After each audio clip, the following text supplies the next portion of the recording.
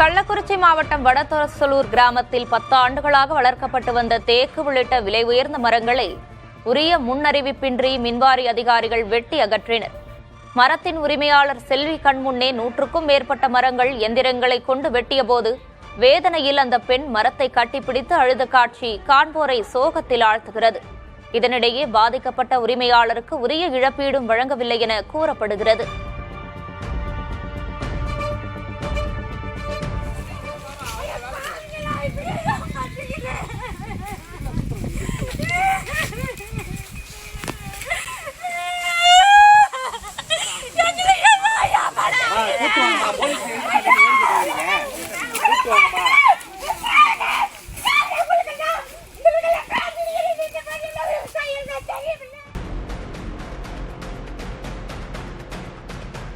பெங்களூருவில் ஹிந்தி பேசாததால் டெலிவரி ஊழியர் மற்றும் அவரது நண்பர் மீது தாக்குதல் நடத்தப்பட்டது அதிர்ச்சியை ஏற்படுத்தியுள்ளது. பெங்களூரு எலகங்கா நியூ டவுன் பகுதியில் சனிக்கிழமை அதிகாலை டெலிவரி பணியை முடித்துவிட்டு பசவராஜ் என்பவர் வீடு திரும்பிக் கொண்டிருந்தார். அப்போது ஒரு கும்பல் அவரை வழிமறித்து தகாத வார்த்தைகளால் திட்டியுள்ளது. தனக்கு ஹிந்தி தெரியாது என்றும் கன்னடத்தில் பேசுமாறும் அவர் கூறியுள்ளார்.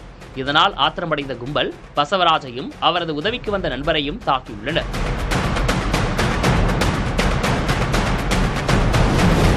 புகாரின் பேரில் தாக்குதலில் ஈடுபட்ட 4 பேரை போலீசார் கைது செய்துள்ளனர். கர்நாடகாவில் இந்த சம்பவம் பரபரப்பை ஏற்படுத்தியுள்ளது.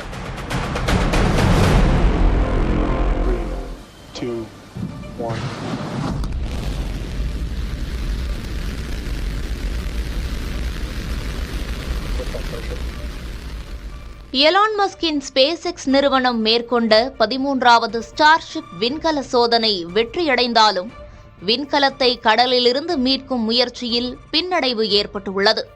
கடந்த மாதம் 24ஆம் தேதி இந்திய பெருங்கடலில் வெற்றிகரமாக தரையிறங்கிய 52 மீட்டர் நீளமுள்ள ஸ்டார்ஷிப் விண்கலத்தை மீட்கும் முயற்சியில் ஸ்பேஸ் எக்ஸ் நிறுவனம் ஈடுபட்டது. ஆனால் கடல் சீற்றம் அதிகமாக இருந்ததால் அதனை ஆஸ்திரேலியாவுக்கு இழுத்துச் செல்வதில் சிக்கல் ஏற்பட்டுள்ளது. மோசமான வானிலை காரணமாக ஸ்டார்ஷிப்பை இழக்கும் நிலை உருவாகியுள்ளதாக ஸ்பேஸ் எக்ஸ் நிறுவனத்தின் CEO எலான் மஸ்க் தெரிவித்துள்ளார். விடுமுறை தினத்தை முன்னிட்டு தஞ்சை பெரிய கோவிலில் ஆயிரக்கணக்கான மக்கள் குவிந்தனர். உள்ளூர் மட்டுமின்றி அண்டை மாவட்டங்கள், வெளிமாநிலங்கள் மற்றும் வெளிநாடுகளில் இருந்தும் ஏராளமானோர் வருகை தந்தனர். இதனால் பக்தர்கள் நீண்ட வரிசையில் காத்திருந்து சாமி தரிசனம் செய்தனர்.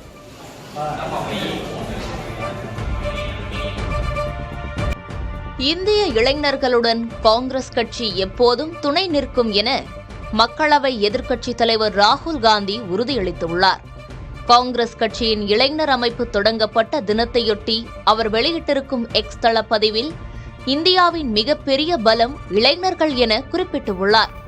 இளைஞர்களின் குரலுக்கு களம் அமைத்து அவர்களின் உரிமைகள், கனவுகள், எதிர்காலம் மற்றும் தங்களுக்கு எதிரான அமைப்பை எதிர்த்து இளைஞர்கள் தொடர்ந்து போராடி வருவதாகவும் ராகுல் காந்தி கூறியுள்ளார். இந்தியாவின் எதிர்காலத்தை வடிவமைக்க இளம் தலைமுறை முன்வரும் நிலையில் இளைஞர்களின் குரலுக்கு முக்கியத்துவம் அளித்து அவர்களின் கனவுகள் மற்றும் லட்சியங்களை முன்னெடுக்க வேண்டும் என காங்கிரஸ் தேசிய பொதுச் செயலர் மல்லிகார்ஜுன கார்கே வலியுறுத்தியுள்ளார். இந்தியாவில் ஒட்டுமொத்தமாக ஓராசிரியர் பள்ளிகள் குறையும் நிலையில் ஒரு சில மாநிலங்களில் அத்தகைய பள்ளிகள் உயர்ந்து வருகின்றன.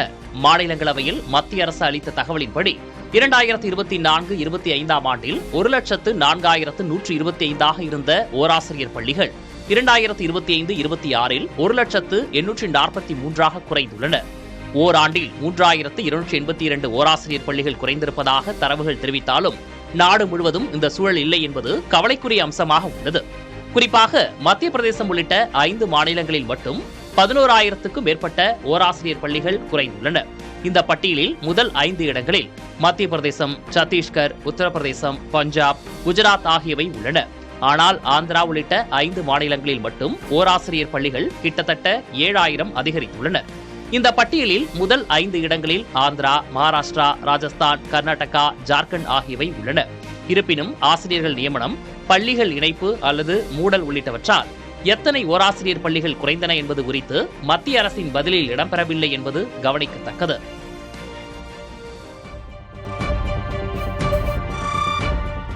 கல்லூரி நாட்கள் எதுவும் மனதை விட்டு போகவில்லை என நடிகர் சூர்யா நெகிழ்ச்சி தெரிவித்துள்ளார். சென்னை லோயோலா கல்லூரியில் முன்னாள் மாணவர்கள் சந்திப்பு நிகழ்ச்சி நடைபெற்றது. இதில் கலந்து கொண்டு பேசிய நடிகர் சூர்யா, இந்த கல்லூரியில் படித்த முன்னாள் மாணவர்கள் தற்போதைய மாணவர்கள் என அனைவரையும் தனது குடும்பமாக பார்ப்பதாக கூறினார்.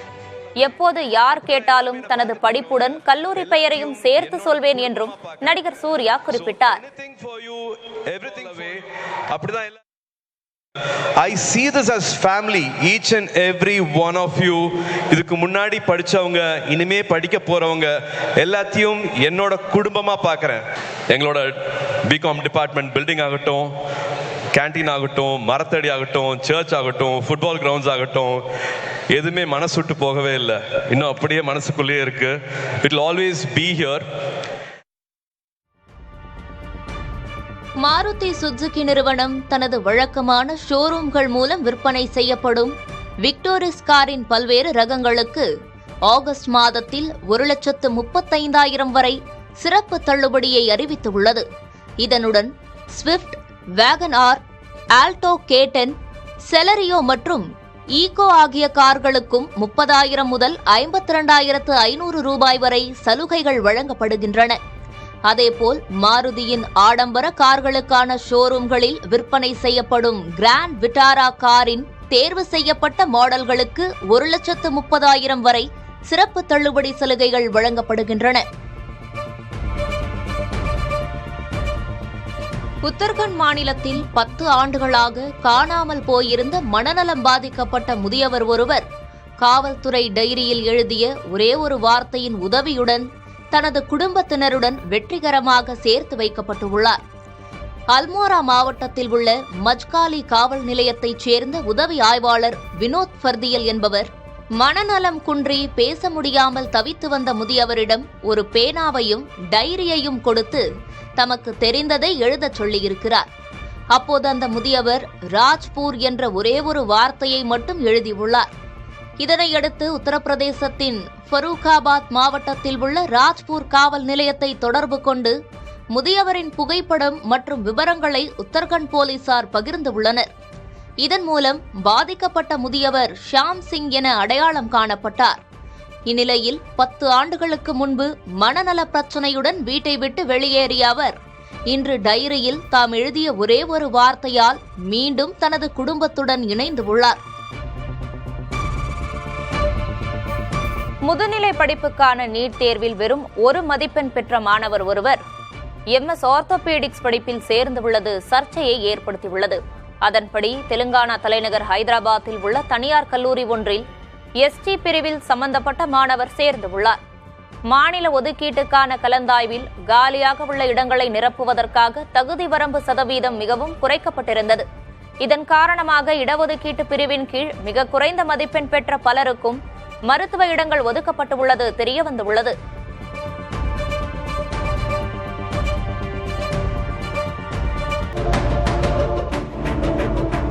தொகுதி மறுவரையறை விவகாரம் தமிழ்நாட்டை தாண்டி தேசிய அரசியலிலும் முக்கிய விவாதமாக மாறியுள்ளது. 543 உறுப்பினர்களை கொண்ட மக்களவையில் தற்போது 3 இடங்கள் காலியாக இருப்பதால் 3இல் 2 பங்கு பெரும்பான்மைக்கு 360 உறுப்பினர்களின் ஆதரவு தேவைப்படுகிறது. திரிணாமுல் காங்கிரஸ், சிவசேனாவின் உத்தவ் அணியைச் சேர்ந்த உறுப்பினர்களின் ஆதரவோடு NDAவின் பலம் 329ஆக உயர்ந்துள்ளதாக கூறப்படுகிறது. இருப்பினும் பெரும்பான்மைக்கு இன்னும் 31 வாக்குகள் குறைவாக உள்ளன. இதனால் தேவையான எண்ணிக்கையை பெறுவதில் திமுக உள்ளிட்ட பிராந்திய கட்சிகளின் ஆதரவு பாஜகவுக்கு முக்கியமாகிறது. ஆனால் இங்குதான் பாஜகவுக்கு சிக்கல். மக்கள் தொகையை அடிப்படையாக கொண்டு தொகுதி மறுவரையறை செயல்பட்டால் மக்கள் தொகை வளர்ச்சியை கட்டுப்படுத்திய தமிழ்நாடு உள்ளிட்ட தென் மாநிலங்கள் நாடாளுமன்றத்தில் தங்களது பிரதிநிதித்துவத்தை இழக்க நேரிடும் என்பது திமுகவின் முக்கிய வாதம். இதனால் தொகுதி மறுவரையறை நடவடிக்கைக்கு திமுக ஆதரவளிக்குமா என்பது கேள்விக்குறியாகியுள்ளது.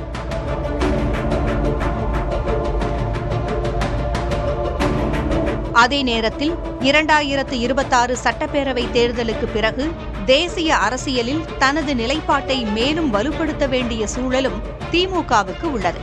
எனவே தொகுதி மறுவரையறை திமுகவுக்கு வெறும் தமிழ்நாட்டின் உரிமை பிரச்சினை மட்டுமல்ல, தேசிய அரசியலிலும் தனது பேரத்தை வெளிப்படுத்தும் வாய்ப்பாகவும் பார்க்கப்படுகிறது.